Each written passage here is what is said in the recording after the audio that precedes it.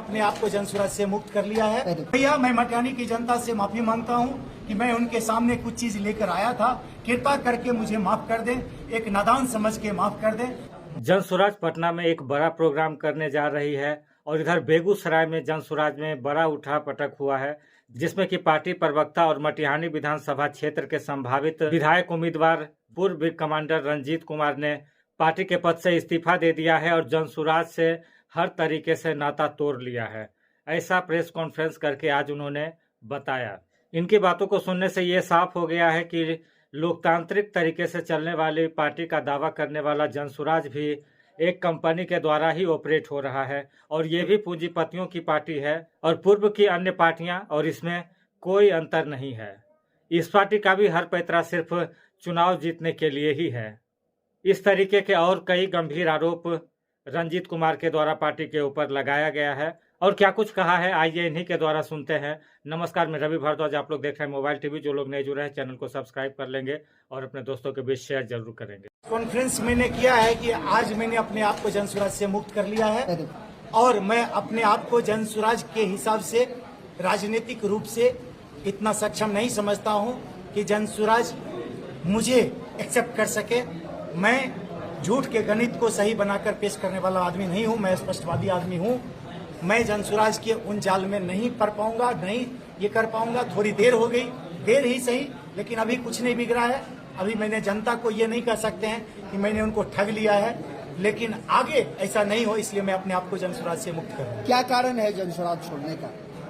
छोड़ने का कारण ही वही है कि जब मुझे एहसास हो गया कि ये प्लेटफॉर्म राजनीति के लिए उसी रूप में है जैसे जनता के सामने अन्य प्लेटफॉर्म है, अन्य दल है, तो फिर जनसुराज अलग है, ऐसा कोई मतलब नहीं बनता है। मैं जुड़ा इसलिए था कि मुझे लगा ये अलग पार्टी है। क्या ये जनसुराज पार्टी में कार्यकर्ताओं को तरजीह मिलती है या नहीं, या किस तरह से यहाँ क्या जा रहा है? देखिए, जनसुराज में कार्यकर्ताओं को तरजीह मिलती है या नहीं मिलती है, इस बात का आपको एहसास इसी से हो जाएगा कि जो भी कुछ पद पे बनाए जाते हैं वो आईपैक टीम की मर्जी से बनाए जाते हैं और बिना वजह उनको जब मर्जी हो हटा दिया जाता है। आपको उदाहरण देता हूँ, पहले अध्यक्ष थे, उनको बिना वजह हटा दिया गया, बिना किसी से पूछे हटा दिया गया।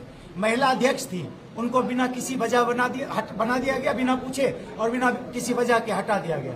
महासचिव थे, उनको बनाया गया बिना पूछे हुए और बिना किसी वजह के हटा दिया गया। और तो और समझिए, एक लड़कों की टीम ने हटा दिया और दूसरों लड़कों की टीम ने आके बोला नहीं नहीं नहीं, पहले वाला निर्णय ही सही था, तो फिर सबको एकाएक बना दिया गया कि हम लोग बना रहे हैं। जो पहले महासचिव थे उनको हटाया गया और फिर उनको बना दिया गया। जो पहले महिला अध्यक्ष थी उनको हटाया गया और फिर बना दिया गया।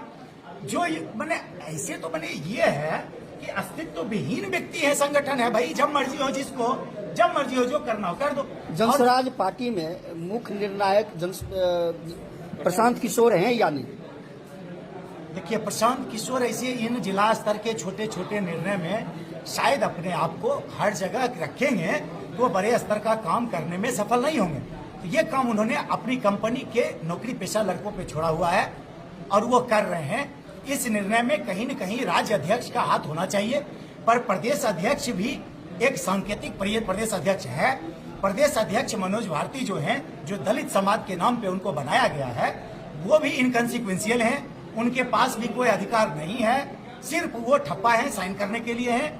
निर्णय सिर्फ आईपैक कंपनी लेती है।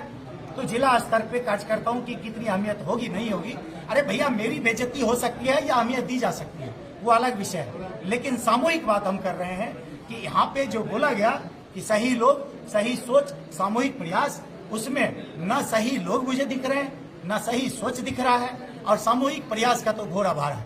एकदम सब टुकड़े में बट के मुझे अपने आप को बदलना है। बिहार बदलने के लिए जो मैं बोल रहा था, मैं गलत बोल रहा था। जनसुराज पार्टी जो बोल रही है, मैं उसके झूठ में अब सच बनाने वाला नहीं हूं। बिहार बदलो, ये सब सिर्फ एक चुनावी चीज है। सिर्फ ये उस रूप में आप देखेंगे। और मेरा व्यक्तिगत आकलन अगर आप लेंगे तो अगले विधानसभा चुनाव में एनडीए 225 सीट लाने जा रही है। ये मेरा व्यक्तिगत आकलन है और आप देखेंगे कि उसमें जनसुराज पार्टी बहुत बड़ा रोल अदा करेगी। आप मटिहानी से तैयारी कर रहे थे, मटिहानी की जनता। भैया मैं मटिहानी की जनता से माफी मांगता हूं कि मैं उनके सामने कुछ चीज लेकर आया था। कृपा करके मुझे माफ कर दें, एक नादान समझ के माफ कर दें। लेकिन मेरी कभी भी मंशा ये नहीं कि उनको ठगने जाऊं। मैं बता रहा हूं, अभी भी जन स्वराज पार्टी में रहते हुए हो सकता था जन स्वराज पार्टी अभी भी मुझे चुनाव लड़ाती, क्योंकि मैं अगर जो उसको रूप में देखा जाए तो बहुत आगे में प्रतियोगिता में था, उसमें कहीं कोई दोष नहीं है। लेकिन मुझे लगा कि जन स्वराज पार्टी में रहते हुए मैं जनता के उन आकांक्षाओं को पूरा करने में सफल नहीं हूँ। लगातार आप कह रहे थे कि हम चुनाव लड़ने के लिए नहीं आ रहे मटिहानी में, हम जनताओं को सेवा करने के लिए आ रहे हैं, लेकिन आज आप इस्तीफा दे दिया। इस्तीफा पार्टी से दे दिया, जनता से थोड़ी दे दिया। क्या लगता है अगर हम आप बोल जन रहे स्वराज से निकल जाते फिर हैं भी मर चुनाव मिटेंगे, लड़ेंगे? यही बोल रहे हैं, मर मिटेंगे, मिट जाएंगे, धरती में विलीन हो जाएंगे, मटिहानी नहीं छोड़ेंगे। और बताइए, निर्दलीय मैं जनता से माफी सिर्फ इसलिए मांग रहा हूं कि अभी जो मैंने उनको आशा की किरण दिखाई जिस प्लेटफॉर्म के माध्यम से, उसके माध्यम से मैं करने में सफल नहीं रहा हूं। मैं इसलिए माफी मांग रहा हूं। लगातार जनसुराज पार्टी के कार्यकर्ता छोड़ रहे हैं जनसुराज को। बेगूसराय से भी कई कार्यकर्ता ने छोड़ दिया है। आने वाले चुनाव तक क्या होगा जनसुराज में? जन स्वराज पार्टी पूर्ण रूप से असफल होगी, ये मेरा आकलन है।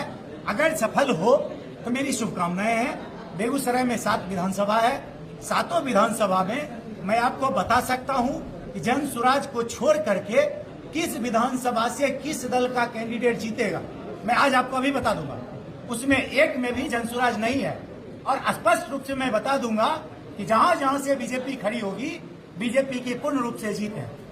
जाऊंगा ना मैं जदयू में जाऊंगा, ना मैं लोजपा में जाऊंगा, ना मैं कम्युनिस्ट में जाऊंगा, ना मैं कांग्रेस में जाऊंगा। मैं कहीं नहीं जा रहा हूं भैया।